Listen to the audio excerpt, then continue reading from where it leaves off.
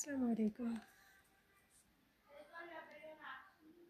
গ্রামে একটি মেয়ে থাকে। একদিন তার এমন একটা দুঃখ নেমে আসে। দুঃখ নেমে আসার পরে তার স্বামী মারা যায়। থাকে ছোট একটি বাচ্চা।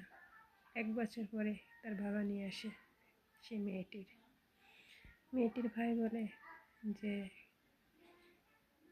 এই বাচ্চা নিয়ে তুই কীভাবে চলবি? তো বাচ্চা বাবার বাড়ি দিয়ে আয়। সে মেয়েটি বলে যে ওর বাবা তো ওকে ছেড়েই চলে গেছে, আমি তাকে কি করে ছেড়ে দিয়ে আসবো? আমি পৃথিবীতে আমি সব কিছু ছাড়তে পারবো, আমার মা বাবা ভাই বোন সব আমি ছাড়তে পারবো, কিন্তু সন্তান ছাড়তে পারবো না। তখন সেই মেয়েটি করে কি, সেই ছেলেটিকে নিয়ে ঢাকা শহরে চলে যায়।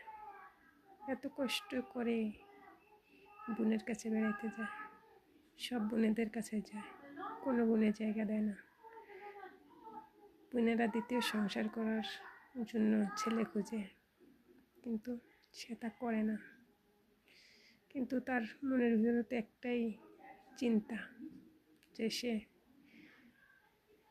আল্লাহর মাল আল্লাহ নিয়ে গেছে, কিন্তু এতিম বাচ্চা কার উপরে ফেলে চলে যাবে। কিন্তু সে যদি না দেখে, এই কারণে সে রাজি হয় না। পরে অনেক কষ্ট করে ঢাকা শহরে যায়, বাসায় কাজ করে, তারপরে বাসায় যখন কাজ করে ঠান্ডা লাগে, বাচ্চাটার নিউমোনিয়া হয়। তাকে লোকে দেখে বলে যে নিউমোনিয়া হয় বাচ্চাটার। একটি লোক বলে, আমি তোমাকে কিছু টাকা দিচ্ছি, তো বাচ্চাটাকে আমাকে দিয়ে দাও। সে বাচ্চাটার মা বলে কি, ঠিক আছে, টাকা আপনি দিয়ে দিয়েছেন, টাকা এখন আমার, বাচ্চা আপনাকে দিয়ে দিলাম। এই বাচ্চা আর এই টাকা এখানে রাখবো। এই টাকায় যদি মাকে এসে ডাক দেয় আমাকে এসে জড়িয়ে ধরে, তবে টাকা নিয়ে আমি চলে যাব।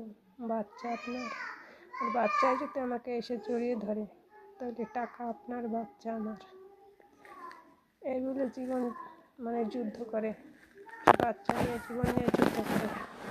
পরে একটু বড় হয়, কিছুদিন পরে সেই মেয়ের বাবা মারা যায়। মা অনেক কান্নাকাটি করে। পরে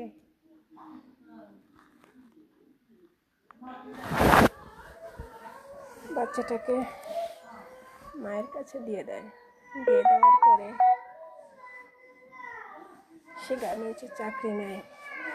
চাকরি করার পরে প্রত্যেক বৃহস্পতিবারের দিনকে সে কখন ঘরের দিকে খালি তাকায়, হলো না।